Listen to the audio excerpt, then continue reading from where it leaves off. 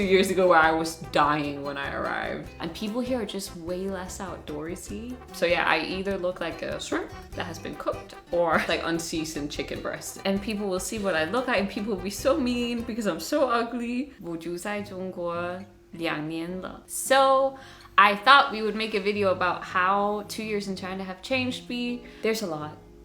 So one thing I've noticed is that I dress more conservatively than I used to. I already think in Denmark I dress more conservative than most. Like I never was a girl to wear very exposed clothes.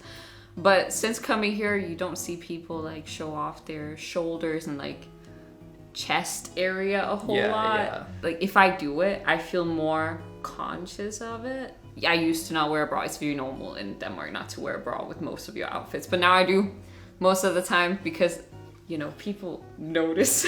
Yeah. And then I feel like, oh, I shouldn't. Yeah. I think I still dress like a foreigner sometimes, but I'm definitely more considerate of what I'm wearing.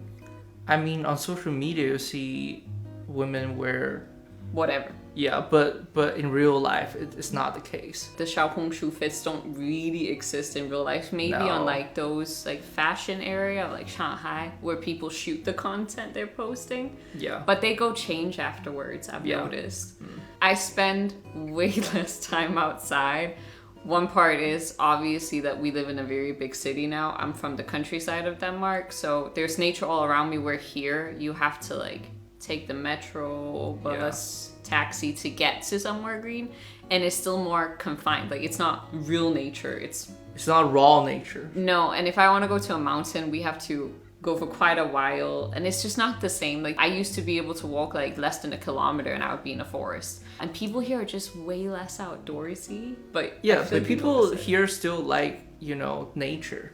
Like the beauty of nature. I think Shanghai is probably worse, you know. Maybe. Yeah, because they have less nature. Even if you hike, it's on a trail. I don't mean like a dirt trail. I mean like they tile it and make stairs. Yeah, wooden floor and everything. Yeah. I eat takeaway so much more. Yeah. Thank God I haven't gained a lot of weight since moving here. Honestly, a miracle. But in Denmark, first of all, I would never order takeaway because it's not an option. And even if you do, it's very expensive. Like it's only an option in very big cities. And it costs you like an arm and a leg. And I wouldn't really eat out because again, it's very expensive. Like eating out once or twice a month was like the cap for me.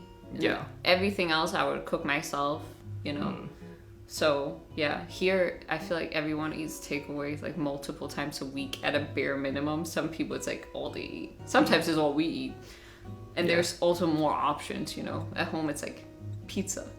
You get really tired of pizza after a while. And I take taxis so much more.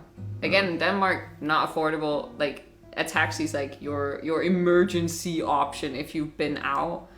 For me, if I wanted to go out, I had to go to a neighboring town, which is like 10-15 kilometers away from where I lived.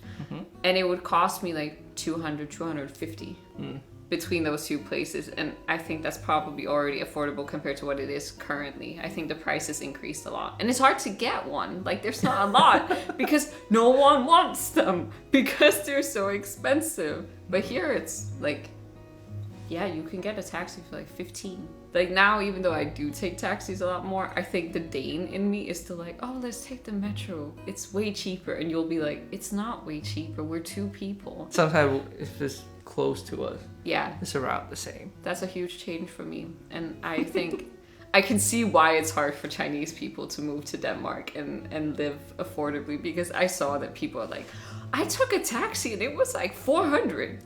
And I'm like, no shit. Why would you take a taxi to the grocery store? I accept being pale way more. So in Denmark, the beauty standard is to be tan. And most people either go to a tanning bed, like where you lay in a bed that makes you tan. It's basically like very strong rays. Really bad for your health, increases your risk of skin cancer, but people do it. I tried it once, got super burnt because redheads are not supposed to do that. So because I'm a redhead, I actually can't tan, like at all. My skin tone since living here has changed like by like a third of a tone. So yeah, I either look like a shrimp that has been cooked or like uncooked. Well, I guess like unseasoned chicken breast is like a pretty good descriptor of my skin tone. So since moving here, where more people are pale or like try to be pale and there's way less of a focus on being tan, it definitely helped me a lot because I would fake tan all the time, like tan on a bottle, like in Denmark. Yeah, where I would spread it on my skin and it would like give me a shade. But again, because I'm so pale, it would actually make me quite orange. So yeah, but if you're not tan, I feel like a lot of people will like tell you look unhealthy, you should go out more. Yeah. Why do you look like that? Which is why I tried a tanning bed and got burnt so badly. People actually shame you for that. Yeah, really bad. And it can be quite uncomfortable because Scandinavians can actually get very dark.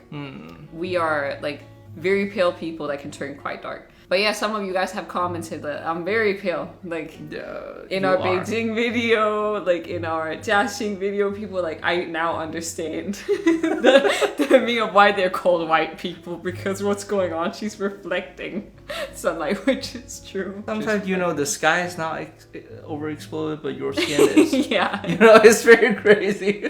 I edit my pictures a lot less.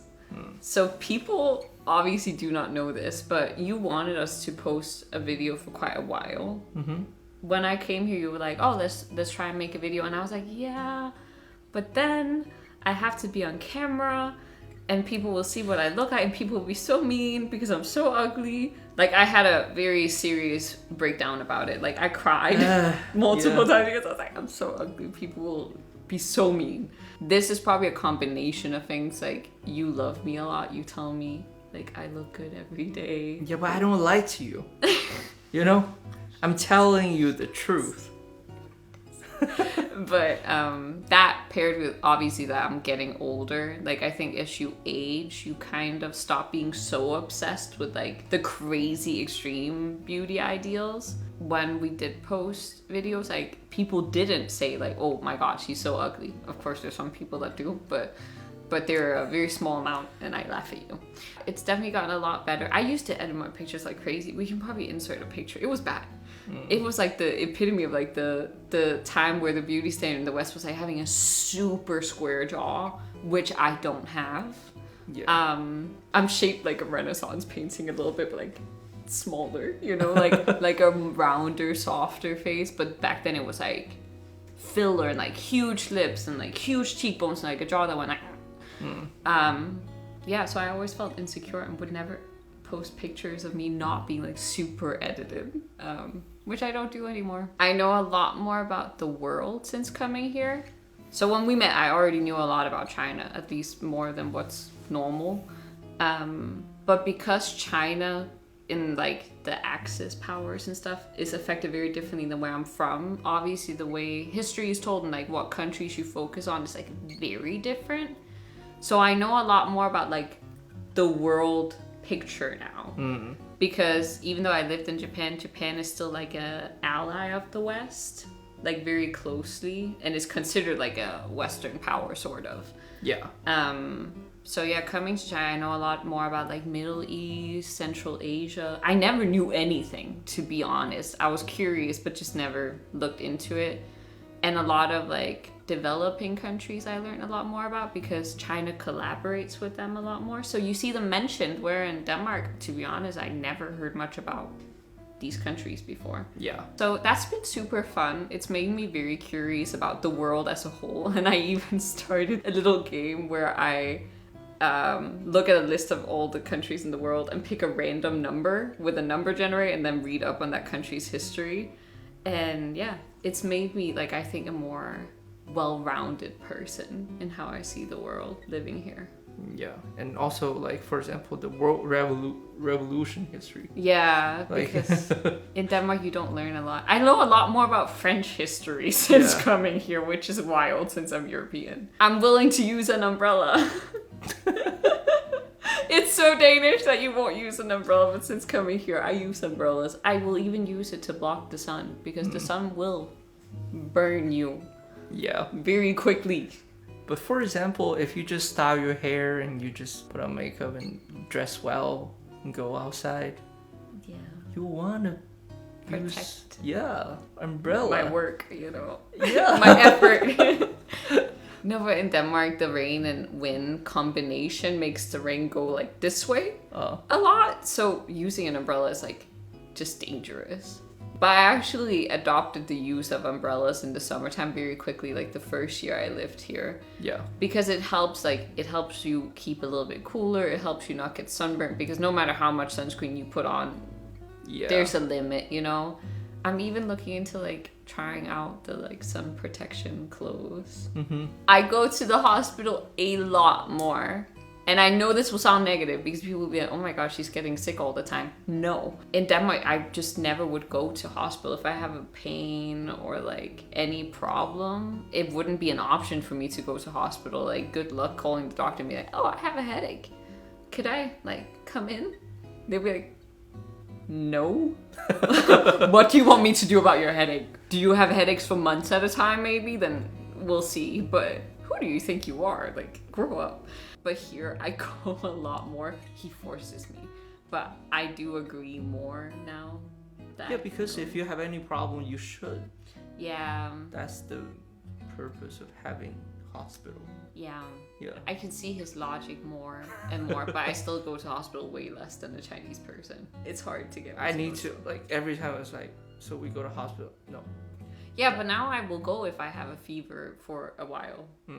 Before I would have been like, no. This is like a very like female focused difference. I call other women sister. In the beginning, I wouldn't do that because I have a real sister. 我有一个姐姐. But now that I live here, I've kind of grown accustomed to like the camaraderie of female companionship in China. So now I call women sis a lot. It's kind of cute. I like it. My tolerance for the heat is crazy. Before coming here, I had a very high tolerance for heat compared to the average Scandinavian because it's not very warm where we live. But now, like, I can wear pants in like the summer heat here, which is definitely like an improvement from 2 years ago where I was dying when I arrived. Yeah, remember that summer? It was so warm. And you don't sweat. Yeah, I have a very hard time sweating, so it makes it way worse. But now I feel like I'm pretty good with the heat. That's the things that have changed about me since coming to China, at least the ones I noticed. So yeah, maybe we'll do this again in like 2 more years and see. There's definitely more. Yeah, maybe all of a sudden I'll be like chugging boiling water on like a 40-degree summer day. We'll see you guys next time. Bye.